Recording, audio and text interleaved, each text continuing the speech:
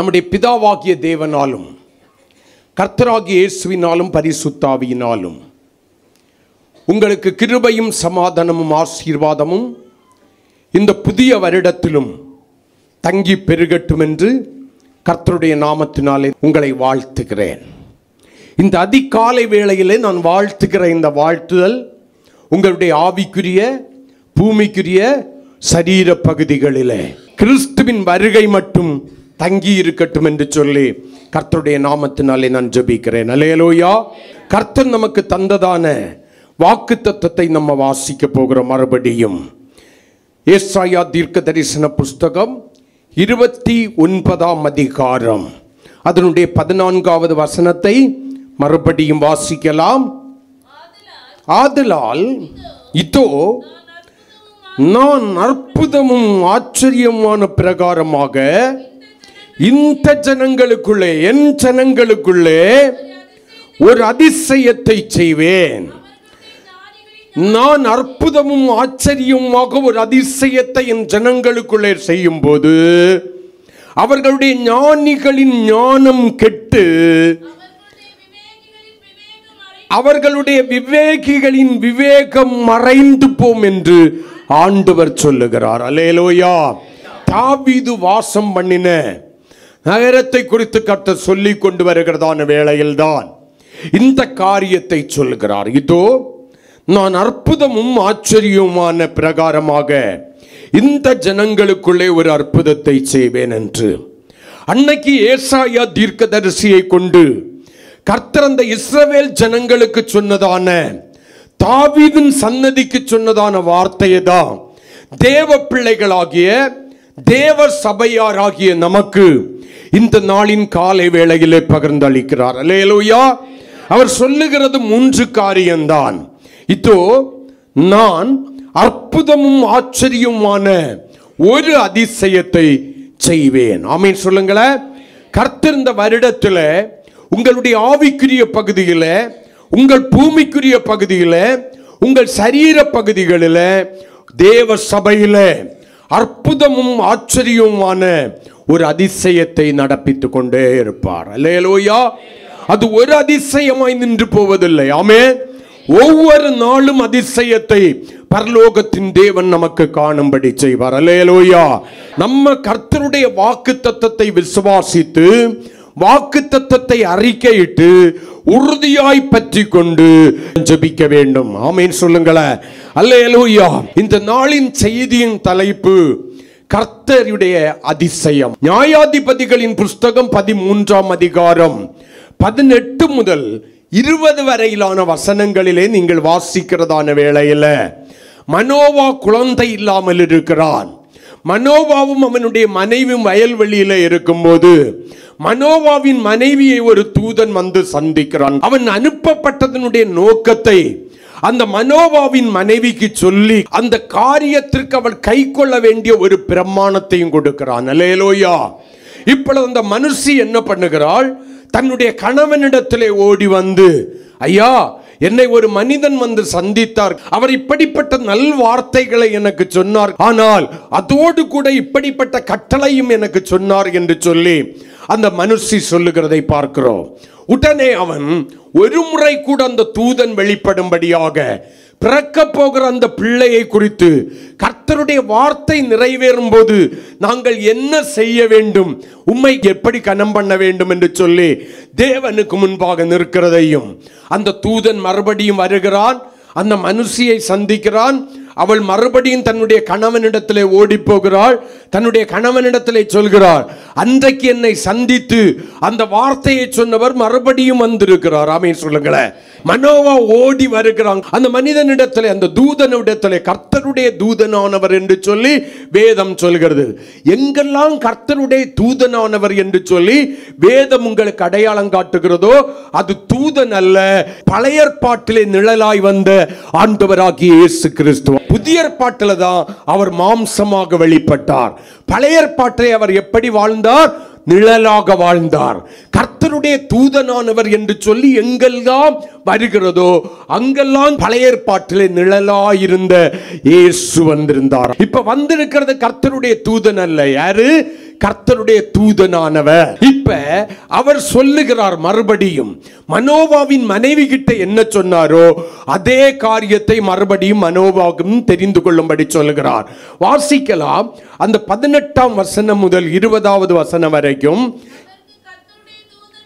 அதற்கு கர்த்தருடைய தூதனானவர், என் நாமம் என்ன என்று நீ கேட்க வேண்டியது என்ன? நான் முதல்ல சொன்னதை போல இந்த காரியம் நிறைவேறும் போது நாங்கள் உம்மை கனம் பண்ணும்படி உம்முடைய நாமம் என்ன என்று சொல்லி முந்தின வசனத்துல, அதாவது அந்த 17வது வசனத்துல அவன் கேட்கிறதை பார்க்கிறீங்க. அதற்கு கர்த்தருடைய தூதனானவர், என் நாமம் என்ன என்று நீ கேட்க வேண்டியது என்ன? அது அதிசயம் என்கிறார். அல்லேலூயா, அது அதிசயம் என்கிறார். என்னுடைய நாமம் என்னது? அதிசயம் என்று சொல்லி முதலாவதாக மனோவாவுக்கு ஆண்டவர் தன்னை வெளிப்படுத்துகிறார். அடுத்த வசனங்களை வாசிக்கலாம். மனோவா போய் வெள்ளாட்டுக்குட்டியையும் போஜன பலியையும் கொண்டு வந்து அதை கன்மலையின் மேல் கர்த்தருக்கு செலுத்தினான். அப்பொழுது மனோவாவும் அவன் மனைவியும் பார்த்து கொண்டிருக்கையில் அதிசயம் அதிசயத்தை செய்தது. அந்த அதிசயம் என்னும் நாமத்தை உடைய ஆண்டவர் கர்த்தருடைய தூதனானவர் ஒரு அதிசயத்தை நடப்பிக்கிறார். அந்த அதிசயத்தை மனோவாவும் அவனுடைய மனைவியும் கண்ணால் பார்க்கிறார்கள். அல்லேலூயா. அந்த மாதிரி தான் கர்த்தர் இந்த வருடத்துல இங்க இருக்கிற வாலிபனே, கன்னிகையே, பிரிய சகோதரா சகோதரி, உங்களுடைய வாழ்க்கையில அதிசயமான கர்த்தர், ஆமேன் சொல்லுங்களேன், அதிசயமான காரியங்களை மற்றவர்களுடைய கண்கள் அல்ல உங்களுடைய கண்கள் காணும்படி செய்ய போகிறார். உங்கள் குடும்பத்தாருடைய கண்கள் காணும்படி செய்ய போகிறார். அடுத்த வசனம் எப்படிப்பட்ட அதிசயம் விளங்கினது? அக்கினி ஜுவாலை பலிபீடத்திலிருந்து வானத்திற்கு நேராக எழும்புகையில். அல்லேலூயா. அப்ப மனோவா பலிபீடத்துல என்ன பண்ணி இருக்கிறான்? தேவனுக்கு பலி செலுத்தி இருக்கிறான். அவன் பலி செலுத்தின அந்த பலிபீடத்திலிருந்து அக்கினி ஜுவாலை வானத்திற்கு நேராக எழும்புகையில் கர்த்தருடைய தூதனானவர் பலிபீடத்தின் ஜுவாலையிலே ஏறி போனார். அதை மனோவாவும் அவன் மனைவியும் கண்டு தரையிலே முகங்குப்புற விழுந்தார்கள். கரங்களை கொட்டி கர்த்தரை மகிமைப்படுத்துவோமா? அதற்கு பின்பு மனோவாவுக்கும் அவன் மனைவிக்கும் கர்த்தருடைய தூதனானவர் காணப்படவில்லை. அல்லேலூயா. அப்ப என்ன அதிசயம் விளங்கினது? பலிபீடத்தில் இருந்து எழும்பினதான அக்கினி ஜுவாலையிலே அந்த அதிசயமானவர் அதிசயமாய் ஏறி சென்றார். ஏசாயா தீர்க்க தரிசன புஸ்தகம் 9ஆம் அதிகாரம் 6வது வசனத்தை நீங்கள் வாசிக்கிறதான வேளையில வேதம் சொல்கிறது, நமக்கொரு பாலகன் பிறந்தார். அதான் டிசம்பர் 25ஆம் தேதி பிறந்தாரு. நிறைய பேருக்கு வருஷத்துக்கு ஒரு முறை பிறக்கிறாரு, வருஷத்துக்கு ஒரு முறை இறக்கிறாரு, வருஷத்திற்கு ஒரு முறை உயிரோடு கூட எழும்புகிறார். பரிதாபம். எத்தனை முறை தான் அவர் பிறப்பாரு, எத்தனை முறை தான் இறப்பாரு, எத்தனை முறை தான் உயிரோடு கூட எழும்புவாரு, இன்னும் எனக்கு சாத்தியப்படவில்லை. உலகம் இன்னும் அவர் பிறந்ததை கொண்டாடி கொண்டிருக்கிறது. உலகம் இன்னும் அவர் மரித்ததைக்காக துக்கம் கொண்டாடி கொண்டிருக்கிறது. உலகம் இன்னும் அவருடைய உயிர்த்தெழுதலை குறித்து கொண்டாடி கொண்டிருக்கிறது. ஆனா தேவ சபை அவருடைய பிறப்பையும் அவருடையதான மரணத்தையும் அவருடைய உயிர்த்தெழுதலையும் கொண்டாட வேண்டியதோ துக்கப்பட வேண்டியதோ அல்ல. மாறாக கிறிஸ்துவின் வருகைக்கு ஆயத்தப்பட வேண்டிய வேளை. அல்லேலூயா. தேவ சபை தனக்கென்று காத்திருக்கிற கிறிஸ்துவின் மனவாட்டி ஆகிய தேவ சபையை எடுத்துக்கொள்வதற்கு அதிசயமானவர் அதிசயமாய் அக்கினி ஜுவாலையிலே ஏறி போனாரு. இதே போல அப்போஸ்தலர்ல தீசர்கள் எல்லாரும் பார்த்துக்கிட்டு நிற்கும் போது ஒரு மேகத்தில் அவர் ஏறி பரலோகத்துக்கு போனாரு. ஆமென் சொல்லுங்களேன். அந்த மேகத்தில் அதிசயமாய் போன அதிசயமானவர் அதிசயமாக மேகங்களின் மேல் வரப்போகிறார். ஆமென். எதற்காக? அவருக்கென்று காத்திருக்கிற மனவாட்டியாகிய சபையை தன்னோடு கூட சேர்த்துக் கொள்ளும்படியாய். அல்லேலூயா. அங்கே மனோவாவுக்கு ஒரு நற்செய்தியை சொல்லி இஸ்ரவேலை மீட்கிற மீட்பனை அந்த மனோவாவினுடைய மனைவியினுடைய வயிற்றிலே வைப்பதற்கு அதிசயமாய் வந்தவர் இங்கே தன்னுடைய உதிரத்தினாலே சம்பாதித்த தேவ சபையாகிய மனவாட்டியை தன்னோடு கூட சேர்த்து கொள்ள வருகிறார். ஆகையினால வருஷத்துக்கு ஒரு முறை பைத்தியக்காரன் கொண்டாடுறது போல நீங்க கிறிஸ்துமஸை கொண்டாடக்கூடாது. டிசம்பர் 25ஆம் தேதி இயேசு பிறந்ததாக எந்த சரித்திரத்திலும் இல்லை. வேதத்தை விட்டுருங்க, சரித்திரத்தில் இல்லை. இயேசு பிறந்தது உண்மையா? உண்மை. வருடங்கள் மறைக்கப்பட்டிருக்கிறது, மாதங்கள் மறைக்கப்பட்டிருக்கிறது, தேதி மறைக்கப்பட்டிருக்கிறது. வருஷத்துல மாறி மாறி வருது இயேசு மரிச்சது. ஒருக்கா மார்ச் 1 வரும், இன்னொருக்கா மார்ச் மிடில் வரும், இன்னொருக்கா மார்ச் லாஸ்ட்ல வரும், இன்னொருக்கா ஏப்ரல் 1 வரும். நான் கேட்குறேன், இயேசு ஒவ்வொரு தடவையும் மரிக்கும் போது இப்படிதான் மருந்து மரிக்கிறாரு போல இருக்கு. அந்த பிறப்பு மட்டும் டிசம்பர் 25 கிளியர் ஆக்கிட்டாங்க. இந்த மரணத்தையும் கேட்டா சொல்லுவாங்க, அது வெள்ளிக்கிழமை மரிக்கணும் பார்த்தீங்களா, அதனால தான் டேட்டு மாறுது. அப்ப மந்தி ஏன் மாறுது, வாரங்கள் ஏன் மாறுது தெரியாது. எல்லாரும் கொண்டாடுறாவ நாங்களும் கொண்டாடுறோம். எல்லாரும் பயறு கஞ்சி குடிக்கிறாங்க, நாங்களும் பயறு கஞ்சி குடிக்கிறோம். எல்லாரும் துக்கப்படுறாங்க, நாங்களும் துக்கப்படுறோம். கல்வாரி அன்பை எண்ணிடும் வருஷத்துக்கு இருக்காதான். அதுக்கு மேல அன்பும் தெரியாது, எண்ணவும் மாட்டாங்க. கர்த்தருக்கு ஸ்தோத்திரம். நீங்கள் அப்படிப்பட்டவர்களா இருக்கக்கூடாது. 3ஆம் நாளில் அவர் உயிரோடு கூட எழுந்தார் என்று கொண்டாடுகிறோம். நான் சொல்றேன், நல்லா கவனிங்க. இயேசு உங்களுக்குள்ளாய் பிறந்திருக்கிறார், உங்களுக்காக உங்களுக்குள்ளே மரித்திருக்கிறார், உங்களுக்காக உங்களுக்குள்ளே உயிரோடு எழுந்திருக்கிறார். அவர் உங்களுக்குள்ளே உயிரோடு கூட இருக்கிறார். அல்லேலூயா. அப்படி உங்களுக்குள்ளே பிறந்து, உங்களுக்காகவே உங்களுக்குள்ளே மரித்து, உங்களுக்குள்ளே உயிரோடு எழுந்து, உங்களோடு கூட உயிரோடு இருக்கிற ஆண்டவர் உங்களை எடுத்துக்கொள்ளும்படி வருகிறது தான் அது அதிசயம். அதுக்கு தான் ஆயத்தமாகணுமே தவிர, அதுக்கப்புறம் 3ஆம் நாளில் எதுக்கு ஆயத்தமாவாங்க? உயிர்த்தெழும் தாரே அல்லேலூயா, ஜெயித்தெழும் தாரே, மரணத்தை ஜெயித்து உயிருடன் எழுந்த. இப்ப புரிஞ்சா எதுக்கு ஆயத்தமாவாங்கன்னு?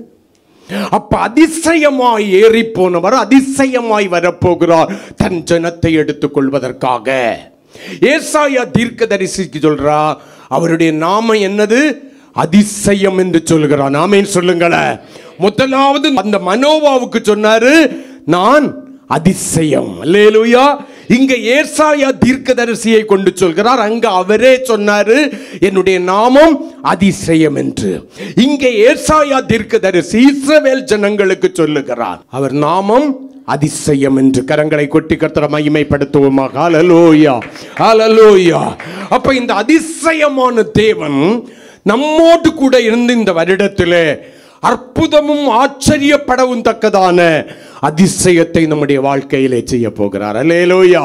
விசுவாசிக்கிறவங்களுக்கு ஆமென், எல்லாம் கூடும். ஆமென் சொல்லுங்களேன். அற்புதமும் ஆச்சரியமான பிரகாரமாக ஒரு அதிசயத்தை செய்ய போகிறார். அற்புதத்திற்கும் அதிசயத்திற்கும் என்ன வித்தியாசம்னா, நீங்கள் எதிர்பார்த்து காத்திருந்து நடக்கிறது அற்புதம். அல்லேலூயா.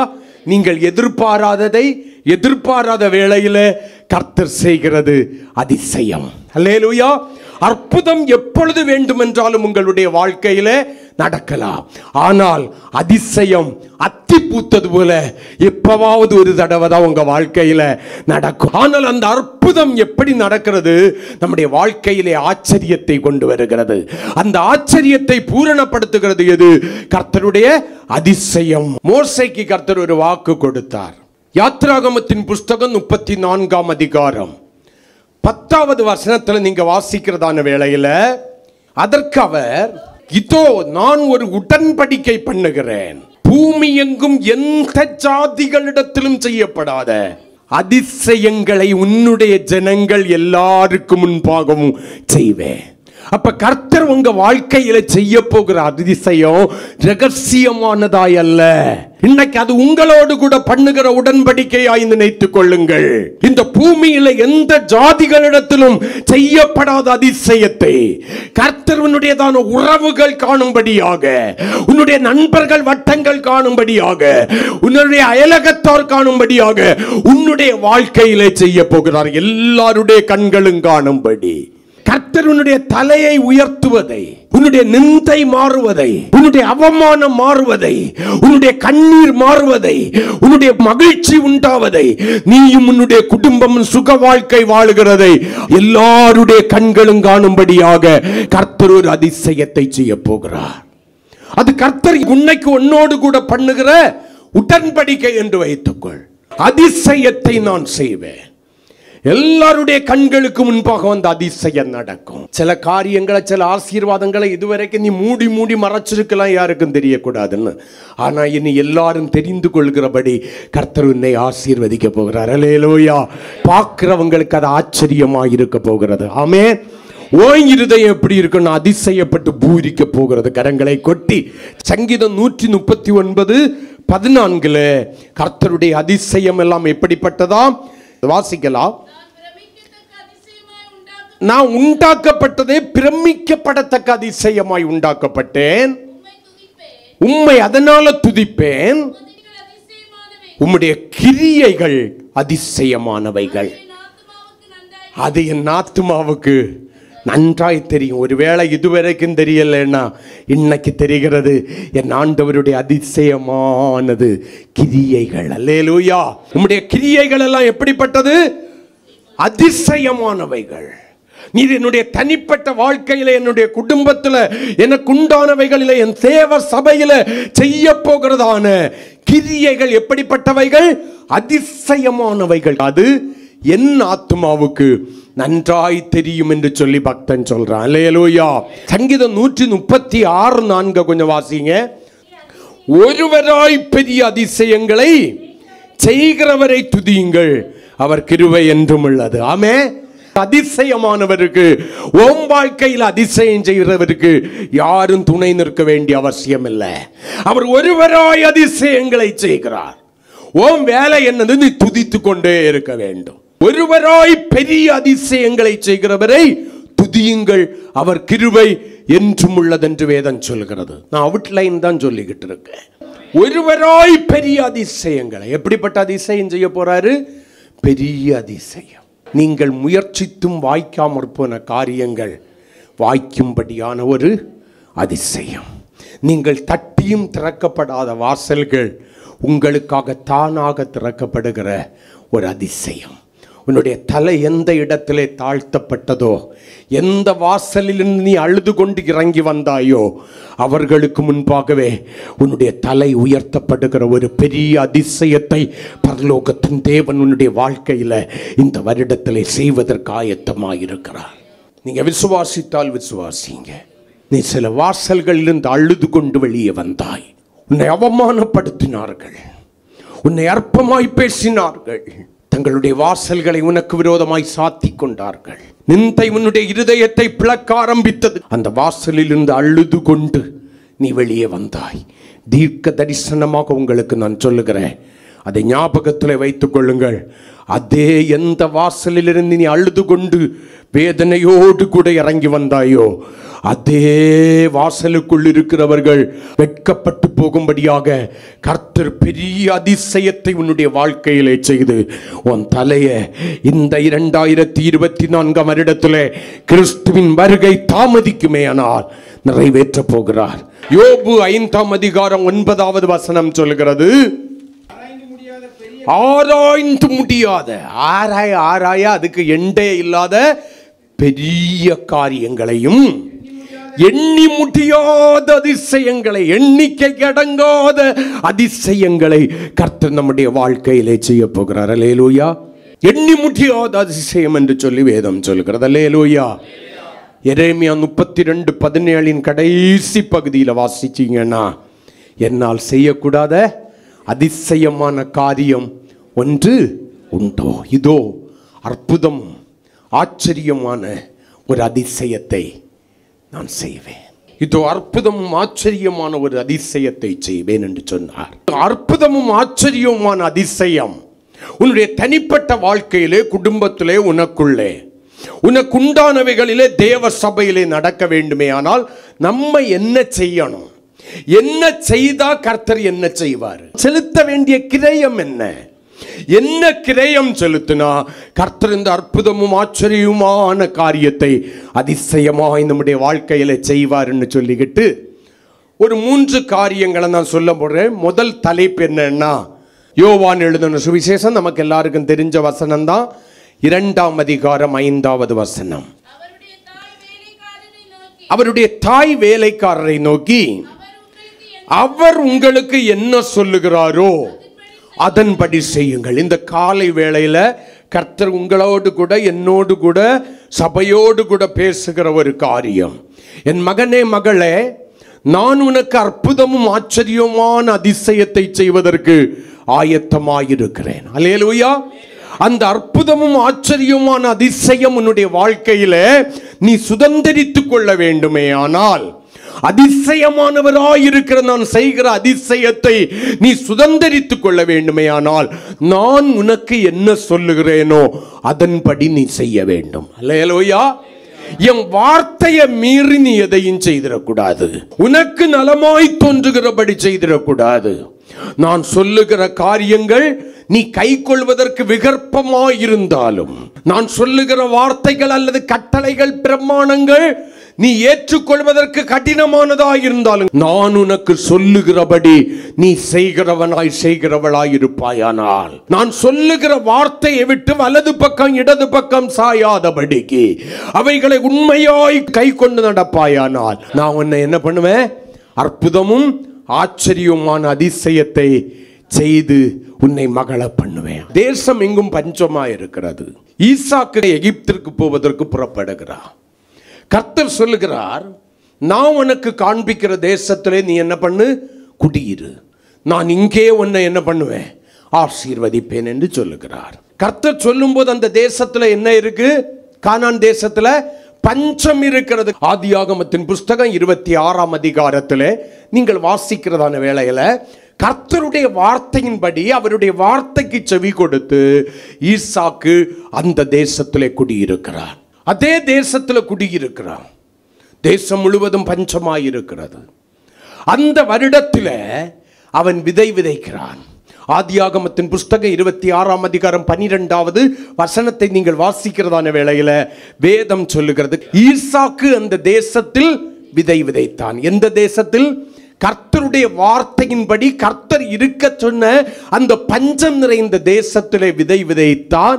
கர்த்தர் அவனை ஆசீர்வதித்ததினால் அந்த வருடத்தில் தானே 100 மடங்கு பலனை பெற்றான். கரங்களை கொட்டி ஒரே வருஷத்துல 100 மடங்கு பலனை பெறுகிற ஒரு அதிசயம் அவனுடைய வாழ்க்கையிலே நடந்தது. இப்ப நம்ம எடுத்த அந்த வசனத்துக்கு வந்தோம்னா, கல்யாண வீட்டுல என்ன கிடையாது? திராட்சரசம் குறைந்து விட்டது. இயேசுவின் தாய் அவர் மனுஷகுமாரனாக இருக்கிறதான வேளையில கல்யாணத்திற்கு அவரும் சீசர்கள் அழைக்கப்பட்டிருந்தார்கள். இயேசு போயிருக்கிறாரு. இயேசுவினுடைய தாய் வந்து சொல்கிற, மகனே திராட்சை ரசம் குறைஞ்சு போச்சுப்பா. மரியாள் நினைச்சிருக்கலாம் எங்கேயாவது போய் வாங்கிட்டாவது வருவார். ஏன்னா இயேசுவின் அற்புதம் செய்தது இல்லை. அற்புதம் செய்ததை மரியாளும் பார்த்ததில்லை, கேள்விப்பட்டதில்லை. வேதம் தெளிவாய் சொல்கிறது, இது அவர் செய்த முதலாம் அற்புதம் என்று. அப்ப இதுவரைக்கும் அற்புதம் நடந்ததில்லை. அப்ப ஏதோ ஒரு எதிர்பார்ப்போடு கூட மரியாள் சொல்லுகிறார். அவர் சொல்கிறார், ஸ்திரியே உனக்கு எனக்கு என்ன, நம்ம கல்யாணத்துக்கு வந்திருக்கோம், கிடைக்கிற சாப்பாடை சாப்பிட்டுக்கிட்டு போயிடுவோம். இந்த திராட்சை ரசம் எல்லாம் இல்லைன்னா விட்டுருங்க. நம்ம ஊரில் பாயசம்னு வச்சுக்குமே, பாயசம் இல்லைன்னா விட்டுருங்க. அதுக்கு போய் நீ என்னத்துக்கு கவலைப்பட்டுக்கிட்டு, இருக்கிறத சாப்பிட்டுக்கிட்டு போவோம்னு. ஆனால் மரியாள் சொல்கிறார், அங்கே நின்ன வேலைக்காரங்களை, சீசர்களை பார்த்தல்ல, கல்யாண வீட்டில் நின்னதான வேலைக்காரர்களை பார்த்து சொல்கிறார், அவர் உங்களுக்கு என்ன சொல்லுகிறாரோ அதன்படி செய்யுங்கள். இயேசு சொல்றாரு, மரியாள் போயிட்டாங்க. இயேசு சொல்றாரு, அங்கே வைத்திருக்கிறதான கற்சாடிகளில் தண்ணீர் நிரப்ப சொல்றாரு. நல்லா உங்களுக்கு தெரிஞ்சிருக்கும் இந்த சம்பவம். அந்த கற்சாடி எதுக்குள்ளது சொல்லுங்க பாப்போம். யூதர்கள் தங்கள் வழக்கத்தின்படி வெளியே போயிட்டு வரும்போது தங்களுடைய பாதங்களை சுத்திகரிப்பதற்காக தண்ணீர் வைக்கிற கற்சாடிகள். இயேசு அதுல தண்ணி நிரப்ப சொல்றாரு. அதுல தண்ணி நிரப்பியாச்சு. அவர்கள் அவர் சொன்னபடி செய்கிறார்கள். அடுத்த உடனே சொல்ற, இதை முண்டு பந்தி விசாரிப்புக்காரங்கிட்ட கொடுங்க. மறு பேச்சு கிடைக்கல. தண்ணியை நிரப்ப சொன்னாரு, நிரப்பியாச்சு. சரி, தண்ணி இல்லாமல் இருந்ததுனால நிரப்ப சொன்னாரு. இதென்ன இதை முண்டு கொண்டு பந்தி விசாரிப்புக்காரன்ட்ட கொடுக்க அங்கே திராட்சை ரசம் இல்லை. சரி, அவர் சொல்றாரு, ஒரு ஆள் சொல்லிட்டு போயிருக்கு, அவர் உங்களுக்கு என்ன சொல்லுகிறாரோ அதன்படி செய்யுங்கள். பந்தி விசாரிப்புக்காரர்களிடத்தில் இந்த வேலைக்காரர்கள் அதை முண்டு கொண்டு கொடுக்கிறார்கள். வேதம் சொல்கிறது, முன்னால இருந்த திராட்சை ரசத்தை பார்க்கலும் அது அதிக ருசி உள்ள திராட்சை ரசமாயிருந்தது. நான் ஒன்றை சொல்லவா, ஆண்டவராகிய இயேசு கிறிஸ்து சொல்லுகிறபடி நீங்கள் செய்வீர்களே ஆனால் உங்களுடைய வாழ்க்கையில் அற்புதமும் ஆச்சரியமாக நடக்கிற ஒரு அதிசயம் என்ன தெரியுமா? முந்தின ஆசீர்வாதங்களை பார்க்கலும், முந்தின வாழ்க்கையின் மகிழ்ச்சியை பார்க்கலும், இனி வரும் காலங்களில் உங்களுக்கு இருக்கிறதான ஆசீர்வாதங்களினால் உண்டாகிறதான மகிழ்ச்சி அதிகமாயிருக்கும். கரங்களை கொட்டி ஆனா அவருடைய வார்த்தையின்படி செய்யணும். ஆமே. அங்க சொன்னார் ரெண்டே காரியம். ஒன்று, கற்சாடியை தண்ணீரினால் நிரப்புங்க. 2, முண்டு பந்தி விசாரிப்புக்காரங்க. அவன் சொன்னது போல செய்தான். கர்த்தருக்கு ஸ்தோத்திரம். நம்மகிட்ட அதையா சொல்றாருன்னு நினைக்கிறீங்க? இல்ல, வேறு 3 காரியங்களை கர்த்தர் சொல்லுகிறார். அந்த 3 காரியங்கள் என்ன? முதலாவது கர்த்தர் நம்ம கிட்ட சொல்றாரு, இந்த மலை நாட்டை சுற்றி திரிந்தது போதும், வடக்கே திரும்புங்கள் என்று சொல்லுகிறார். அல்லேலூயா, ஆமென். உபாகமத்தின் புஸ்தகம் 2ஆம் அதிகாரம் 3வது வசனத்தை ஒருவர் வாசிக்கலாம். நீங்கள் இந்த மலை நாட்டை சுற்றி திரிந்தது போதும், வடக்கே திரும்புங்கள். 40 வருடமாக இந்த மலை நாட்டையே சுற்றி சுற்றி திரிந்து கொண்டிருக்கிறீர்கள். 40 நாளிலே சுதந்தரிக்க வேண்டியதான கானானை 40 வருடங்களாகியும் இன்னும் உங்களால் சுதந்தரிக்க முடியவில்லை. ஆனா இன்னைக்கு ஒரு முடிவு உங்களுக்கு உண்டாக்குகிற, இந்த மலை நாட்டை 40 வருடங்களாக சுற்றி சுற்றி நீங்கள் அலைந்து திரிந்தது போதும். வந்த இடத்திற்கே மறுபடியும் வந்து வந்து வந்து வந்து வாழ்ந்த வாழ்க்கையை வாழ்ந்து வாழ்ந்து எவ்வளவுதான் முயற்சித்தும் அந்த கஷ்டங்களை விட்டு, அந்த வனாந்தர வாழ்க்கையை விட்டு, வறட்சிகளை விட்டு வெளியே வராம நீங்க கஷ்டப்பட்டது போதும். இனி ஒன்று பண்ணுங்கள், வடக்கே திரும்புங்கள். வடக்கே திரும்புங்கள். நான் உங்களுக்கு ஆயத்தம் பண்ணி வைத்திருக்கிறதான பாலும் தேனும் ஓடுகிற நலமும் விசாலமுமான தேசத்திற்கு நேராய் திரும்புங்கள். ஜனங்கள் தேவனுடைய வார்த்தையின்படி திரும்பினார்கள், கானானை சுதந்தரித்தார்கள். இந்த வடக்கே திரும்புங்கள் தான் இன்னைக்கு நமக்கு சொல்றாரு ஆண்டவர். இன்னைக்கு நம்ம கிட்ட எந்த வடக்குக்கு போ சொல்றாரு? எந்த வடக்குக்கு திரும்ப சொல்கிறார்? அந்த வடக்கிலே என்ன இருக்கிறது? வடக்கே என்ன இருக்கிறது? ஏன் வடக்கே திரும்ப சொல்லுகிறார்? சங்கீதத்தின் புஸ்தகம் 48ஆம் சங்கீதம் 2வது வசனத்தை கொஞ்சம் வாசிக்கலாம். வடக்கே என்ன இருக்கு? வட திசையில் உள்ள சீயோன் பர்வதம் வடிப்பமான ஸ்தானமும் சர்வ பூமியின் மகிழ்ச்சியுமாயிருக்கிறது. அதுவே மகாராஜாவின் நகரம். வடக்கே என்ன இருக்கு? மகாராஜா வாசம் பண்ணுகிற சிட்டி ஆகிய நகரமாகிய சீயோன் இருக்கிறது. கரங்களை கொட்டி அல்லேலூயா. ஆண்டவர் ஏன் தெரியுமா வடக்க திரும்ப போ சொல்றாரு? நீ இந்த உலக காரியங்களில் அலைந்து திரிந்தது போதும். எத்தனையோ வாக்குத்தத்தங்களை தந்தும் நீ மறுபடியும் மறுபடியும் எனக்கு பின்முதுகை காட்டி ஆகாதவனாய் ஆகாதவளாய் போய் வாக்குத்தத்தங்களை சுதந்தரிக்க முடியாதபடிக்கு நீ நிர்பந்தமான மனுஷனாய் நிர்பந்தமான மனுஷியாய் நீ வாழ்ந்தது போதும். இன்னைக்கு ஒன்னு பண்ணு. மகாராஜாவாகிய நான் வாசம் பண்ணுகிற என்னுடைய நகரமாகிய வட திசையில் உள்ள சீயோன் பர்வதத்திற்கு நேராக நீ திரும்பு. ஆமே. அப்ப தேவனிடத்திற்கு தேவன் திரும்ப சொல்றார். அல்லேலூயா. அப்ப நம்ம அவருக்கு நேரா திரும்பினுடன் அவர் என்ன பண்ணுவார்? அவர் நமக்கு நேராய் திரும்புவார். அவருடைய முகத்தின் பிரகாசத்தை நம்மேல் பிரகாசிக்க பண்ணுவார். கரங்களை கொட்டி சங்கீதம் 9:11 கொஞ்சம் வாசிங்க. சீயோனில் மகாராஜாவின் நகரம் என்று வேதம் சொல்கிறது. இங்க வேதம் சொல்லுது, சீயோனில் வாசமாயிருக்கிற கர்த்தரை கீர்த்தனம் பண்ணி அவர் செய்கைகளை ஜனங்களுக்குள்ளே அறிவியுங்கள். அல்லேலூயா. அப்ப மகாராஜாவின் நகரமாகிய சீயோனிலே கர்த்தர் வாசமாயிருக்கிறார். அவர் வாசம் பண்ணுகிற அந்த சீயோனிலே, வடதிசையில் உள்ள சீயோனுக்கு நேராக தேவஜனமே, நானும் நீங்களும் முழு இருதயத்தோடு கூட திரும்ப வேண்டும். ஆமென் சொல்லுங்களேன். அவரை தேடுகிறவர்களாய் திரும்ப வேண்டும். அவரை தேடுகிற யாவருக்கும் அவர் தென்படுகிற தேவனாயிருக்கிறார். கரங்களை கொட்டி கர்த்தருக்கு ஸ்தோத்திரம். அந்த வடதிசையில் உள்ள தேவனுடைய நகரமாயிருக்கிற, தேவன் வாசம் பண்ணுகிற வாசஸ்தலமாயிருக்கிற சீயோனுக்கு நேரா நீங்க திரும்பும் போது என்ன உங்களுக்கு இருக்கு தெரியுமா? ஒரு அதிசயம். அதுவும் சங்கீதத்தில் தான் இருக்கு. 128ஆம் சங்கீதம் 5வது வசனம், நமக்கு மனப்பாடமான வசனம். கர்த்தர் தாம் வாசம் பண்ணுகிற நகரமாகிய வாசஸ்தலமாகிய ஆமே சீயோனிலிருந்து உன்னை ஆசீர்வதிக்கிறார். அவருடைய ஆசீர்வாதம் அற்புதமும் ஆச்சரியமுமாய் அதிசயமாய் உன்னிடத்திற்கு இறங்கி உன்னை நிரப்புகிறதான வேளையில நீ ஜீவன் உள்ள நாளெல்லாம் எருசலேமின் வாழ்வாகிய சமாதான வாழ்வை, சுக வாழ்வை காண்பாய். கரங்களை கொட்டி அல்லேலூயா. நீங்க உண்மையாய் சீயோனுக்கு நேரா திரும்புறது உண்மையா? முழு இருதயத்தோடு திரும்புறது உண்மையா? உங்க குறைகளை உரைக்கிட்டு விட்டு விட்டு திரும்புறது உண்மையா?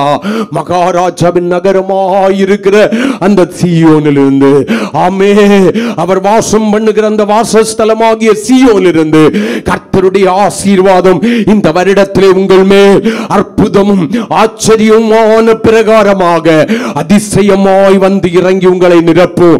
அப்பொழுது உங்களுடைய வாழ்க்கையில ஜீவனுள்ள நாளெல்லாம் நீங்கள் எருசலேமின் வாழ்வு என்பது, எருசலேம் என்றால் சமாதானத்தை குறிக்கிறது. கர்த்தருக்கு ஸ்தோத்திரம். அந்த சமாதான சுக வாழ்வை காண்பீர்கள். நீங்கள் சிறுமைப்பட்ட நாட்களுக்கும் துன்பத்தை கண்ட வருஷங்களுக்கு தக்கதாய் மகிழ்ச்சியினால் இடை கட்டப்படுவீர்கள்.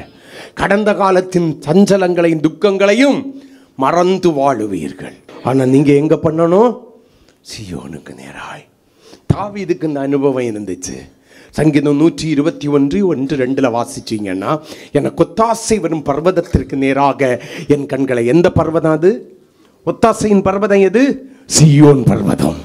அங்கிருந்து தான் எனக்கு ஆசீர்வாதம் இறங்கி வருகிறது. அல்லேலூயா. ஆமென். எனக்கு ஒத்தாசையின் பர்வதமாகிய சீயோனுக்கு நேராக என் கண்களை ஏறெடுக்கிறேன். வானத்தையும் பூமியையும் உண்டாக்கின தேவனிடத்திலிருந்து எனக்கு ஒத்தாசை வரும். எனக்கு சமாதான வாழ்க்கையும் சுக வாழ்க்கையும் கொடுக்கிற அற்புதமும் ஆச்சரியமான அதிசயமான ஆசீர்வாதங்கள் என் மேலும் என்னுடைய சன்னதிகளின் மேலும் வரும்னு நீங்க விசுவாசிங்க. ஆனால் ஒருபோதும் அந்த சீயோனை விட்டு உங்களுடைய கண்களை திருப்பிக் கொள்ளாதிருங்கள். அந்த சீயோனுக்கு நேராய் திரும்பி உங்கள் ஒத்தாசைகளுக்காக அந்த சீயோனை நோக்கி பாருங்கள். அங்கே நிறைய ஆசீர்வாதம் இருக்கிறது. நன்மையான எந்த ஈவும் பூரணமான எந்த வரமும் பரத்திலே சோதிகளின் பிதாவினிடத்திலிருந்து இறங்கி வருகிறது. அவர்கிட்ட தான் இருக்கு. ஆமென் சொல்லுங்களேன். வடக்கே திரும்புங்கள். வடக்க சீயோன் இருக்கிறது. அதில் கர்த்தர் வாசம் பண்ணுகிறார். அங்கிருந்து என்னை ஆசீர்வதிக்கிறார். நான் அதற்கு நேராய் திரும்பும்படி சொல்லுகிறார். அதுதான் அவர் உங்களுக்கு முதலாவது சொல்லுகிற காரியம். நீங்கள் திரும்பினீர்களே ஆனால் அற்புதம் ஆச்சரியமான அதிசயம் இந்த வருடத்தில் உங்கள் வாழ்க்கையில் நடக்கும். இல்லைன்னா நடக்காதா? நடக்காது. நீ இதை செய்தால் அவர் இதை செய்வார். டிமாண்ட் இருக்குது. முதலாவது நீங்கள் வடக்கே திரும்புங்க. அதுக்கு முன்னால் நான் சொன்ன எல்லா காரியமும் உங்கள் வாழ்க்கையில் கண்டிப்பாக நடக்கும். அற்புதமும் ஆச்சரியமும் அதிசயமாய். அல்லேலூயா. இரண்டாவதாக ஆண்டவர் என்ன சொல்கிறார் இன்னைக்கு நம்ம கிட்ட? யோவான் எழுதின சுவிசேஷம் 11ஆம் அதிகாரம் 39வது வசனம். இயேசு கல்லை எடுத்து போடுங்கள் என்றார். மரித்தவனுடைய சகோதரியாகிய மார்த்தாள் அவரை நோக்கி, ஆண்டவரே, இப்பொழுது நாருமே 4 நாளாயிற்றே என்றால். இரண்டாவதாக ஆண்டவராகிய இயேசு கிறிஸ்து அற்புதமும் ஆச்சரியமான அதிசயத்தை உங்களுடைய வாழ்க்கையில செய்வதற்காக இரண்டாவது சொல்லுகிற ஒரு காரியம். அவர் உங்களுக்கு என்ன சொல்லுகிறார் தெரியுமா? கல்லை எடுத்து போடுங்கள். இதுவரைக்கும் நீர் இங்கே இருந்திருப்பீரே, ஆனால் என்னுடைய சகோதரன் மரித்திருக்க மாட்டான் ஆண்டவரேன்னு சொல்லி அழுது கொண்டிருந்த அந்த லாசருவினுடையதான சகோதரியாகிய மார்த்தாள் சொல்றா, ஆண்டவரே நீர் கல்லை எடுத்து போட சொல்றீரே, 4 நாளாயிற்றே உள்ளால செத்தவனை வச்சு நாருமே என்று சொல்லுகிறாள். நான் அதுக்குள்ள ஆழமா போகல, அந்த ஒரு வார்த்தையை மட்டும்தான் நான் எடுக்கிறேன். கல்லை எடுத்து போடுங்கள் என்றால் எதை குறிக்கிறது? சுய கிரியையாகிய மாமிசத்தின் கிரியைகளை உங்களை விட்டு எடுத்து போடுங்கள். நீங்கள் இது முதற்கொண்டு ஆவியினால் நடத்தப்படுகிறவர்களாய், ஆவியிலே பிழைத்திருக்கிறவர்களாய், ஆவியின்படி செய்கிறவர்களாய் மாறுங்கள். இதுவரைக்கும் நீங்கள் சுய கிரியையாகிய கல்லை வைத்து மூடிக்கொண்டீர்கள். தேவனுடைய வார்த்தை உங்களுடைய வாழ்க்கையில வாக்குத்தத்தம் கிரியையாக வெளிப்பட்டு நிறைவேறாதபடிக்கு உங்களுடைய மாம்சத்தின் கிரியையாகிய கல்லினாலே அதை புரட்டி போட்டீர்கள். நீங்கள் ஆவியானவருடைய ஆளுகைக்கு உங்களை விட்டு கொடுத்ததை பார்க்கிலும், அவருடைய நடத்துதலுக்கு விட்டு கொடுத்ததை பார்க்கிலும், உங்களுடைய சுய விருப்பத்தை நிறைவேற்றுகிற மாமிசத்தின் சிந்தையும் கிரியையும் நிறைந்தவர்களாயிருந்தீர்கள். உங்களுடைய வாழ்க்கையில நீங்க எதை விரும்பினீர்களோ அதை செய்து நிறைவேற்றுகிறவர்களாய் இருந்தீர்கள். ஆண்டவர் சொல்லுகிறார், நான் உன்னுடைய வாழ்க்கையில இந்த வருடத்திலே இதோ அற்புதமும் ஆச்சரியமான அதிசயத்தை செய்வதற்கு ஆயத்தமாய் இருக்கிறேன் மகனே, ஆயத்தமாய் வந்திருக்கிறேன். நான் உன்னோடு கூட இருந்து உன்னை நடத்தி செல்வேன். நான் உன்னோடு கூட இருந்து உன்னை ஆசீர்வதிப்பேன். நான் உன்னோடு கூட இருந்து உன்னை பாதுகாப்பேன். உன்னோடு கூட இருந்து உன்னை பெருக பண்ணுவேன் என்று சொன்னவர் நம்மோடு கூட இந்த புதிய வருடத்திலே நம்மை நடத்தி செல்வதற்கு வந்திருக்கிறதான ஆண்டவர், நமக்கு வாக்கு கொடுத்ததான தேவன் நம்மோடு கூட சொல்லுகிறார், என் மகனே மகளே, என்னுடைய அற்புதமும் ஆச்சரியமான இந்த அதிசயம் உன்னுடைய வாழ்க்கையிலே உனக்கு சொந்தமாக வேண்டுமே, ஆனா நீ வச்ச கல்ல நீ தான் எடுக்கணும். அடிக்கடி யோசிக்கிற ஒரு காரியம் உண்டு. 4 நாளா நாறிக்கொண்டிருக்கிற லாசருவை உயிரோடு கூட எழுப்ப முடிந்த தேவனுக்கு, வல்லமை நிறைந்த என் ஆண்டவருக்கு இந்த கல்லை மாற்றுவது எவ்வளவு எளிதான காரியம். ஒன்று புரியுதா உங்களுக்கு? தேவன் உங்கள் வாழ்க்கையிலே கிரியை செய்ய வேண்டுமே, ஆனால் நீங்கள் வைத்திருக்கிற சுயம் என்கிற கல்லை, சுய கிரியை என்கிற கல்லை, மாமிசத்தின் கிரியை என்கிற கல்லை நீங்க தான் அகற்றணும். இப்போ இருந்துக்கிட்டு ஆண்டவரே எனக்கு கிருபை தாரும் ஆண்டவரே, அதை மாற்றி போடும் ஆண்டவரேன்னு நீங்க ஜெபம் பண்ணக்கூடாது. மாற்றணும்னு உங்ககிட்ட சொல்லிட்டாருன்னா நீங்க ஜெபம் பண்றது வேஸ்ட். அவர் மாற்ற வர மாட்டார். நீ வைத்ததை நீ தான் எடுக்கணும். நீ மாற்றினால் 4 நாளா நாறிக்கொண்டிருக்கிறவன் ஜீவ வாசனை உள்ளவனாக வெளியே வருவா. உன்னுடைய கெட்டுப்போன ஆசீர்வாதத்தின் பகுதிகள் எல்லாம் கெட்டுப்போனதாய் அல்ல, ஆசீர்வதிக்கப்பட்டதாய் வெளியே வரும். தூர்த்து போடப்பட்டதான நீரூற்றுகள் எல்லாம் தூர்த்து போடப்பட்டவைகளாய் அல்ல, அவைகளிலிருந்து ஆழத்திலிருந்து கர்த்தருடையதான ஆசீர்வாதம் நீரூற்றுகளாக உங்களுடைய வாழ்க்கையில புறப்பட்டு வரும். லாசருவை உயிரோடு கூட எழுப்புறதுக்கு நான் ஆயத்தம். நீங்கள் வைத்த கல்லை எடுப்பதற்கு நீங்கள் ஆயத்தமா? நான் உங்களுக்கு அற்புதமும் ஆச்சரியமான ஒரு காரியத்தை அதிசயமாய் செய்வதற்கு நான் ஆயத்தம். நீங்கள் வைத்திருக்கிற சுய கிரியை ஆகிய கல்லை எடுத்து போடுவதற்கு நீங்கள் ஆயத்தமா? கலாத்தியருக்கு எழுதின நிருபம் 6ஆம் அதிகாரம் 4வது வசனம், அவனவன் தன் தன் சுய கிரியையை சோதித்து பார்க்க கடவன். அவன் தன் தன் சுய கிரியையை சோதித்து பார்க்க கடவான். அப்பொழுது மற்றவனை பார்க்கும் போது அல்ல, தன்னை பார்க்கும் போது மேன்மை பாராட்ட அவனுக்கு ஏது உண்டாகும்.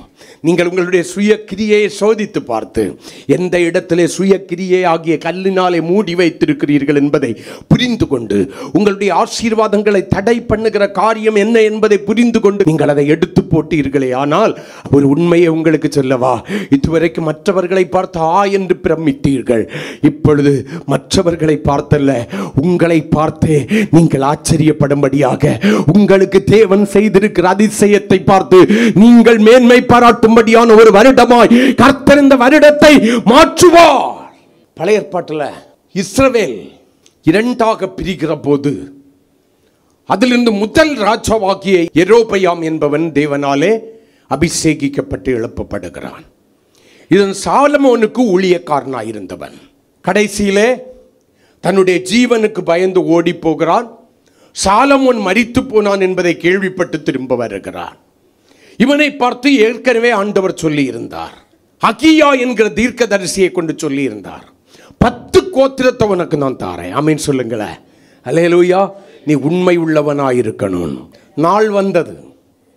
அந்த 10 கோத்திரத்தை தாவீதின் சன்னதியில் இருந்து கர்த்தர் வேறு பிரித்து இந்த யெரொபெயாமை நம்பி கொடுத்தார். இங்கதான் முழு இஸ்ரவேலும் யூதா இஸ்ரவேல் என்று சொல்லி முதல்ல 2 ஆகிறது. நீங்கள் வாசிக்கலாம். 1 ராஜாக்களின் புஸ்தகம் 12ஆம் அதிகாரம் 26 முதல் 30 வரையிலான வசனங்களிலே நீங்கள் வாசிக்கிறதான வேளையில் அவன் எப்படிப்பட்ட சுரிய கிரியையாகிய கல்லை வைத்து அடைக்கிறான் என்றும் அதுக்கு பிறகு ஏற்பட்ட காரியங்கள் என்ன என்றும் வாசிக்கலாம். யெரொபெயாம் இப்பொழுது ராஜ்யபாரம் தாவீது வம்சவசமாய் திரும்புகிறதா இருக்கணும். இவனுக்குள்ளாலேயே ஒரு சுய கிரியையை, மாம்ச சிந்தையை உருவாக்குறான். நம்ம சம்டைம் தேவனுடைய ஆசீர்வாதத்திற்கு விரோதமாய் அவருடைய கிரியை வெளிப்பட முடியாதபடிக்கு கிரியை செய்வதற்கு காரணம் என்ன தெரியுமா? நம்முடைய இந்த சுய சிந்தை தான். சுயமா சிந்திக்க ஆரம்பிச்சிடறோம். இப்ப இவன் ராஜாவாயிட்டான், 10 கோத்திரத்தை ஆண்டுகிட்டு இருக்கான். கர்த்தர் இவனை ராஜாவாக தேசத்தின் நடுவில் உயர்த்தி விட்டார். ஆனா இவன் ஒரு நாளைக்கு உட்கார்ந்துட்டு யோசிக்கிறான், ஆமா இப்படியே நம்ம இருந்தோம்னா என்ன பண்ணிடுவான்? இந்த ஜனங்கள் என்ன பண்ணிடுவாங்க? தாவீதின் வம்சத்திற்கு நேராய் திரும்பி விடுவார்கள். அல்லேலூயா. ஆகையினால என்ன பண்ணணும்? இந்த ஜனங்கள் எருசலேமில் உள்ள கர்த்தருடைய ஆலயத்திலே பலிகளை செலுத்த போனால், ப்ளீஸ் அண்டர்ஸ்டாண்ட், இந்த இடத்தை நீங்க நல்லா புரிஞ்சுக்குங்க. இந்த ஜனங்கள் எருசலேமில் உள்ள கர்த்தருடைய ஆலயத்தில் பலிகளை செலுத்த போனால் இந்த ஜனங்களின் இருதயம் யூதாவின் ராஜாவாகிய ரெகொபெயாம் என்னும் தங்கள் ஆண்டவன் வசமாய் திரும்பி அவர்கள் என்னை கொன்று போட்டு யூதாவின் ராஜாவாகிய ரெகொபெயாமின் பரிசமாய் போய்விடுவார்கள் என்று தன் மனதிலே சிந்தித்துக் கொண்டிருந்தான். இதோட காரியம் முடியல. அடுத்துதான் அவன் எப்படி சுயக்கிரியையாகிய கல்லை வச்சு அடைக்கிறான் பாருங்க. வாசிக்கலாம். ஆகையால் ராஜாவானவன் யோசனை பண்ணி, மனதில் சிந்திச்சு கொண்டிருந்தது இப்ப யோசனையா மாறி, பொன்னினால் 2 கன்று குட்டிகளை உண்டாக்கி. இஸ்ரவேல் ஜனங்கள் எகிப்திலிருந்து வரும்போது முதலாவது கேடு உண்டாக்குனது என்னது? இந்த பொன் கன்று குட்டி தான். அதே காரியத்தை இப்ப யார் செய்கிறது? யெரொபெயாம் என்கிற கர்த்தரால் ஏற்படுத்தப்பட்ட 10 கோத்திரத்தை ஆளும்படி தலைவனாக ஏற்படுத்தப்பட்ட இந்த ராஜா செய்கிறான். வாசிக்கலாம். பொன்னினால் 2 கன்று குட்டிகளை உண்டாக்கி ஜனங்களை பார்த்து, நீங்கள் எருசலேமுக்கு போகிறது இவ்வளவு தூரம் நீங்க போகணுமா? இங்கிருந்து அங்க போறீங்க, எதுக்கு போறீங்க?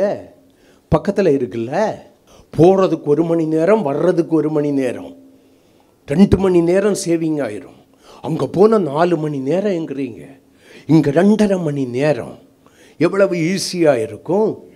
நீங்கள் ஏன் அவ்வளவு போகிறீங்க? போகிற வழியில் ஒரு தட்டு முட்டு பார்த்து ஒரு ஆக்சிடென்ட் ஏதாவது ஆயிடுச்சுன்னா காலம் கெட்டு போய் கிடக்கு. நீங்கள் எதுக்கு போகிறீங்க?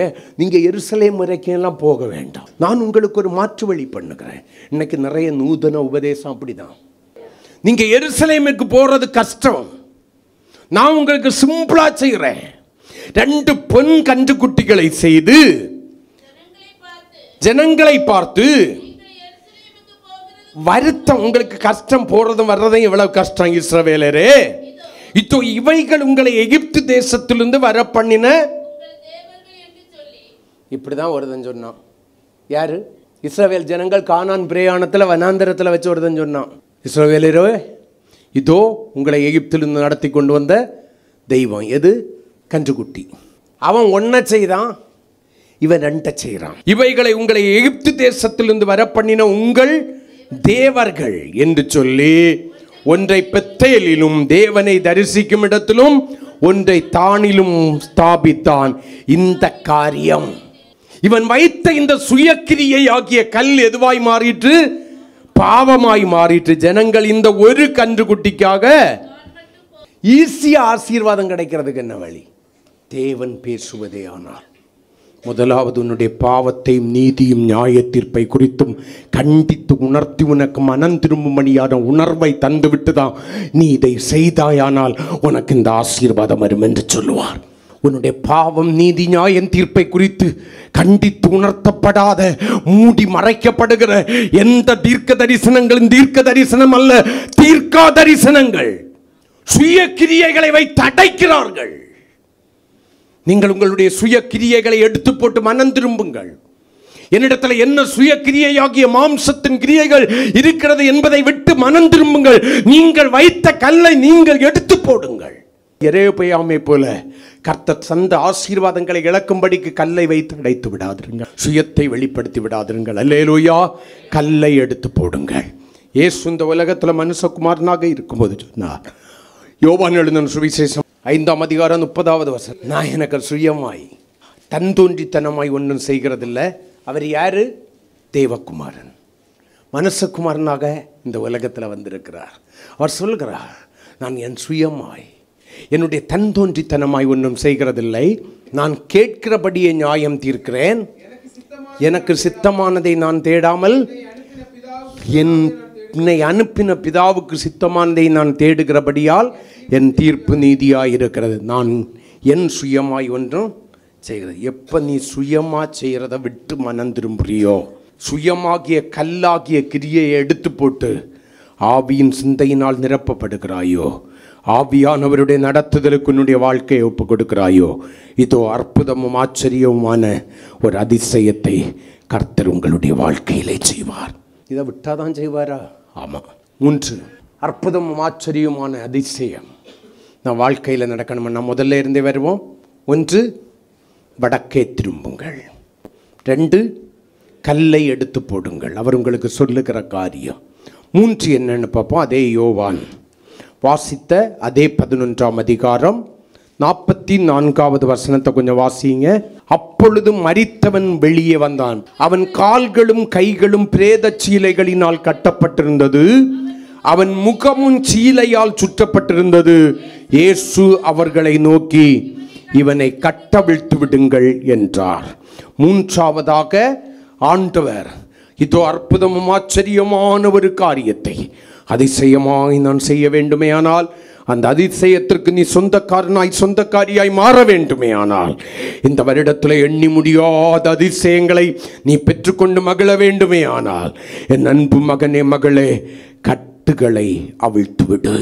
இப்ப கல்ல புரட்டியாச்சு, லாசருக்கு உயிர் வந்துச்சு, ஆனா அவனுக்கு வெளியே வர முடியல. காரணம் என்ன? அவனை கட்டி இருக்கிற கட்டுகள் ஒன்று இருக்கிறது.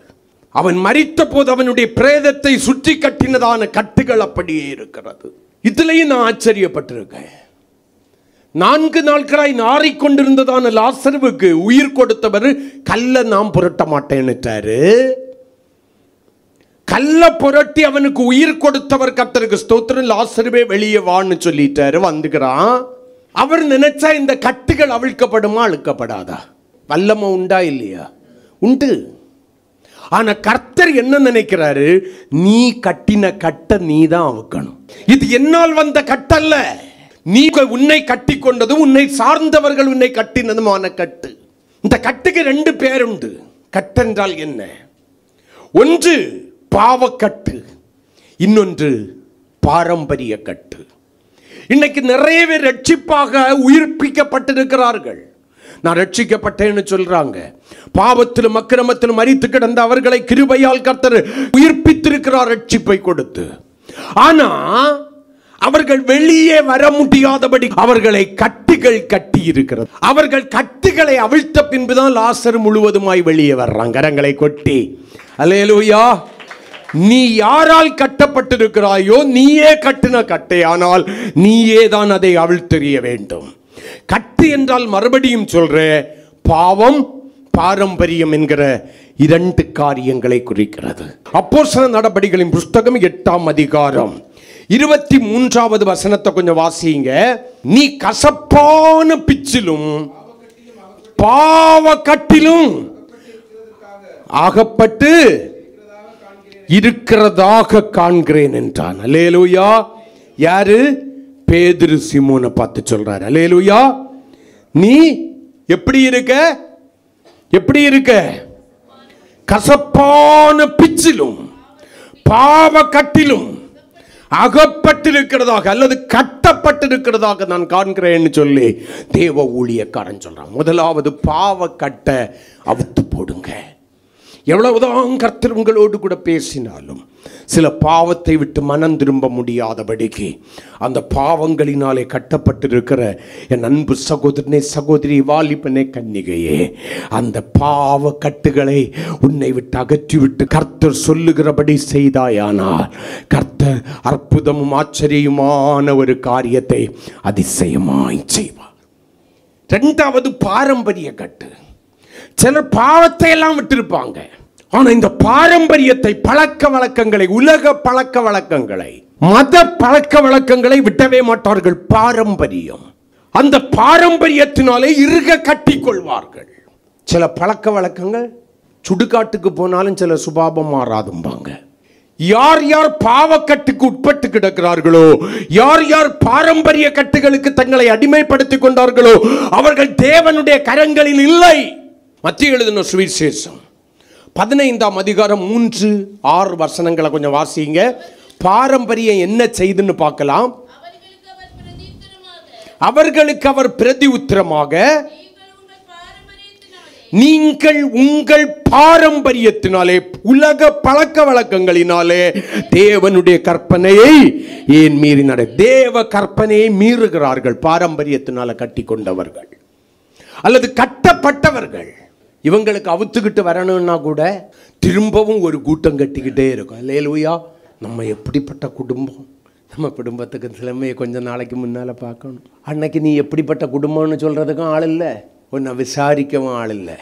கொஞ்சம் தலையை தூக்கி அப்படி நடக்க ஆரம்பித்தா போதும், நம்ம எப்படிப்பட்ட குடும்பம், நீங்கள் எப்படி இருக்கலாமா, பிரதர் நீங்கள் எப்படி இருக்கலாமா, சிஸ்டர் நீங்கள் இப்படி இருக்கலாமா. நம்ம விட்ட சில பழக்க வழக்கங்களை செய்யும்படி தூண்டுகிறார்கள். ஆண்டவர் விட்டு விலக சொன்னதான சில காரியங்களை செய்யும்படி வற்புறுத்துகிறார்கள். பாரம்பரியத்தின் கட்டுகள் நம்மை அடிமைப்படுத்தி வைத்திருக்கிறபடியினாலே அந்த பாரம்பரியத்தின் கட்டுகள் நம்ம என்ன பண்ணுகிறது? தேவ கற்பனையை மீறி நடக்க செய்கிறது. அல்லேலூயா.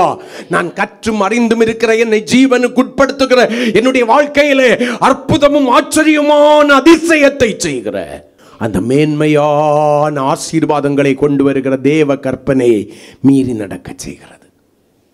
6வது வசனத்தை வாசிங்க. அவமாக்குகிறீர்கள் என்று இருக்கும். உங்கள் பாரம்பரியத்தினாலே தேவனுடைய கற்பனை என்ன பண்ணுகிறீர்கள்? அவமாக்கி வருகிறீர்கள். அவமாக்கி வருகிறீர்கள், இல்லாமற் போக பண்ணுகிறீர்கள். தேவனுடைய கற்பனையை உதாசீனப்படுத்தி கொண்டிருக்கிறீர்கள். நீங்கள் தேவனுடைய வார்த்தையை பார்க்கல, மனுஷ வார்த்தைக்கு முக்கியத்துவம் கொடுக்குறீங்களா? அவங்க தப்பாக நினச்சிருவாங்க, இவங்க தப்பாக நினச்சிருவாங்க, ஐயோ கர்த்தருக்கு சோத்திரம் நமக்கு எல்லாருக்கும் வேணும்னு நினச்சிங்கன்னா உங்களை கட்டி இருக்கிறது பாரம்பரிய கட்டு. ஏதோ ஒரு காரியத்தை பிடிச்சி வச்சுக்கிட்டுமா, செவ்வாய்க்கிழமை செத்தா பரலோகத்துக்கு போக மாட்டேன், செவ்வாய்க்கிழமை கல்யாணம் வச்சா அவ்வளவுதான், சனி சனி பிடிச்சிருமா, சனி ஓடுயா. வெளியே போகும்போது காலு தட்டிடக்கூடாது, திங்கும்போது சோறும் அதில் ஒரு பாரம்பரியம். யாரோ திட்டுறாங்க, ஆமாம் எப்பவும் என்ன தீட்டிட்டு இருக்கிறதா மீதி உள்ளவைகளுக்கு வேலை. பாரம்பரியம் சொல்லிக்கிட்டே போகலாம். நீங்கள் என்ன பண்ணுகிறீர்கள்? தேவ கற்பனையை மீறுகிறீர்கள், அதை வமாக்குகிறீர்கள். பூனை குறுக்க சாடிடக்கூடாது, அதுக்கு அறிவே கிடையாது. எத்தனை பேர் தெரியுமா திரும்பி வரவிய சாடினோடனே திரும்பி கேட்டால் விசுவாசிகள். எந்த பைபிளில் எழுதியிருக்கு? யாரோ சொன்னாங்க, யாரும் இருட்டின பறவைக்கு குளிச்சுக்கிட்டு தலையை விரிச்சு போட்டுக்கிட்டு இருக்க. ஏன் விரிச்சு போடக்கூடாதா? அதை காஞ்சிட்டு போட்டோம், வீட்டுக்காகாது. இன்னைக்கும் சிலர் இருக்காங்க, ராத்திரி பெருக்குனா குப்பையை அள்ளி வெளியில் போடக்கூடாதான், போட்டால் பேய் போயிடும், அசுத்தம் வெளியே போயிடும். அதனால உள்ளாலே போட்டுக்கிட்டு அடுத்த நாள் விடிஞ்சதுக்கு அப்புறம் தான் போடணுமா? அடா பாவீங்களா, குப்பை இருக்கிற இடத்துல ஆண்டவருக்கு என்னையா வேலை? பாரம்பரியம், தேவ கற்பனையை மீறுகிற பாரம்பரியம், தேவ கற்பனையை அவமாக்குகிற பாரம்பரியத்தினால நீங்கள் கட்டப்பட்டிருக்கிறீர்கள். இந்த கட்டுகளை அவிழ்த்து விடுங்கள். அற்புதமும் ஆச்சரியமான ஒரு காரியத்தை அதிசயமாகி கர்த்தர் செய்வதை நீங்கள் பார்க்கலாம். மார்க் 7ஆம் அதிகாரத்தில் இந்த பாரம்பரியங்களை குறித்து 7ஆம் அதிகாரம் 8-13 ஆகிய வசனங்களில் எழுதப்பட்டிருக்கும். கொஞ்சம் கூட ஆழமாக எழுதப்பட்டிருக்கும். நான் இப்போ அங்கே போகலை. இயேசு நம்மை ரட்சிக்கும் போதே, மீட்கும் போதே என்ன பண்ணினார் தெரியுமா? நம்முடைய பாரம்பரியத்திலிருந்து நம்மை மீட்டு விட்டார். ஆமென் சொல்லுங்களேன். 1 பேதுரு 1ஆம் அதிகாரம் 18-19 வசனங்களை நீங்கள் வாசிக்கிறதான வேளையிலே வேதம் என்ன சொல்கிறது? உங்கள் முன்னோர்களால் வீணாய் அனுசரித்து வந்த வெள்ளியினாலும் பொன்னினாலும் நீங்கள் மீட்கப்படல. எப்படி வீணாய்? பாரம்பரியமான வீணான நடக்கைகளிலிருந்து மாசத்திலும் விலையேற பெற்றதுமான இரத்தத்தினாலே நீங்கள் மீட்கப்பட்டிருக்கிறீர்கள் என்று சொல்லி வேதம் நமக்கு சொல்றது. அப்ப இரத்தத்தினால மீட்கப்பட்டது உண்மைன்னா நமக்கு என்ன இருக்கக்கூடாது? பாரம்பரியம் இருக்கக்கூடாது. அது மத பாரம்பரியமாக இருந்தாலும் சரி, குடும்ப பாரம்பரியமாக இருந்தாலும் சரி, உலக பாரம்பரியமாக இருந்தாலும் சரி, பழக்க வழக்கங்களான பாரம்பரியமாக இருந்தாலும் சரி, அதையெல்லாம் அங்கே விட்டுக்கிட்டு வடக்க திரும்பி சீயோனை பார்த்து சுயக்கிரியையாகிய கல்லை எடுத்து போட்டு ஆவியின் சிந்தை உள்ளவர்களாக்கி பாரம்பரியமாகிய கட்டுகளை அவிழ்த்து விட்டு தேவ கற்பனையை கை கொண்டு நடக்கிறவர்களாக இருக்க வேண்டும். அல்லேலூயா. ஆண்டவர் ஒரு அழைப்பு விடுகிறார். இந்த வசனத்தை மட்டும் சொல்லி முடிக்கிற. ஏசாயா 52ஆம் அதிகாரம் 1 முதல் 3 வரையிலான வசனங்கள். அதேதான். எழும்பு எழும்பு சீயோனே, சீயோனை நோக்கி பார்க்கிற சீயோனே, உன் வல்லமையை தரித்துக்கொள். பரிசுத்த நகரமாகிய எருசலேமே, உன் அலங்கார வஸ்திரங்களை உடுத்திக்கொள். விருத்த சேதனம் இல்லாதவனும் அசுத்தனும் இனி உன்னிடத்தில் வருவதில்லை. தூசியை உதறிவிட்டு எழுந்திரு எருசலேமே, வீற்றிரு. சிறைப்பட்டு போன சீயோனின் குமாரத்தியே, சீயோன் குமாரத்தியே அங்க இருக்கோ, சீயோனின் குமாரத்தியே, உன் கழுத்தில் உள்ள பாரம்பரிய கட்டுகளை நீ அவிழ்த்து விடு. இதோ அற்புதமும் ஆச்சரியமான ஒரு காரியத்தை அதிசயமாய் நான் செய்ய விரும்புகிறேன். உன் கட்டுகளை அவிழ்த்து விடு. விலையின்றி விற்கப்பட்டீர்கள், பணமின்றி மீட்கப்படுவீர்கள் என்று கர்த்தர் சொல்லுகிறார். உன் கழுத்தில் உள்ள கட்டுகளை அவிழ்த்து விடு. எழும்பீரு. கழுத்தில் உள்ள கட்டுகளை அவிழ்த்து விடு. இதோ அற்புதமும் ஆச்சரியமான ஒரு காரியத்தை நான் அதிசயமாய் செய்ய வந்திருக்கிறேன். இந்த வருடத்தில் அதை உனக்கு நான் செய்வேன். முழங்கால் படியிடுவோமா? கர்த்தர் அன்போடு கூட அழைக்கிறார். அவர் உங்களுக்கு நன்மை செய்வதற்கு காத்திருக்கிறார். அதிசயமானவர், எண்ணிக்கடங்காத அதிசயங்களை உங்களுடைய வாழ்க்கையில், பெரிய அதிசயங்களை உங்களுடைய வாழ்க்கையிலே செய்வதற்கு இதோ அதிசயமானவர் உங்கள் நடுவில் எழுந்தருளி இருக்கிறார். ஹல்லேலூயா. அருமையான தேவனுடைய பிள்ளையே, அவர் சொல்லுகிறார், அற்புதமும் ஆச்சரியமான அந்த அதிசயம் உன்னுடைய வாழ்க்கையில் இந்த வருடத்தில் நான் செய்யணும்னா, மகனே மகளே, முதலாவது வடக்கே திரும்பு. அதாவது நான் வாசம் பண்ணுகிற சீயோனுக்கு நேராக, உனக்கு ஆசீர்வாதம் இருக்கிற சீயோனுக்கு நேராக, எனக்கு நேராக திரும்பு என்று கர்த்தர் சொல்லுகிறார். ஹல்லேலூயா. இரண்டாவதாக கர்த்தருக்கு ஸ்தோத்திரம், கல்லை எடுத்து போடுங்கள் என்று சொல்லுகிறார். ஓ, உன்னுடைய சுய கிரியைகளாகிய மாமிசத்தின் சிந்தைகளும், ஓ ஹல்லேலூயா, மாமிசத்தின் கிரியைகளும் ஆகிய கல்லை எடுத்து போடு மகனே மகளே. இனி சுயமாய் சிந்திக்காத, யெரொபெயாமை போல சுயமாய் சிந்திக்காத, சுயமாய் கிரியை நடப்பிக்காத. எனக்குள் நடந்து கொண்டு, ஹல்லேலூயா, நான் உனக்கு சொல்லுகிறதை கேட்டு ஆவியின் சிந்தை உள்ளவனாக, நீ சிந்தை உள்ளவளாக வாழ வேண்டும் என்று கர்த்தர் சொல்லுகிறார். மூன்றாவது, கட்டுகளை அவிழ்த்து விடுங்கள். இந்த கட்டு என்பது பாவக்கட்டையும் பாரம்பரிய கட்டையும் குறிக்கிறது. இந்த காலை வேளையில கர்த்தர் சொல்கிறார், உன்னுடைய பாவமாகிய கட்டையும் உன்னை கட்டி வைத்திருக்கிற பாரம்பரியமான கிரியைகளை விட்டு, ஓ என்னிடத்திற்கு திரும்ப மகனே. உன் கழுத்தில் உள்ள கட்டை நீ அவிழ்த்திரு மகனே. உன் கழுத்தில் உள்ளதான கட்டுகளை நீ அவிழ்த்திரு மகளே. நான் உன்னுடைய வாழ்க்கையில பெரிய காரியங்களை செய்ய விரும்புகிறேன். எஸ், பெரிய காரியம், பெரிய காரியம், கிரகிக்க முடியாத பெரிய காரியம். அற்புதமும் ஆச்சரியம் அதிசயமாய் கர்த்தர் செய்கிறார்.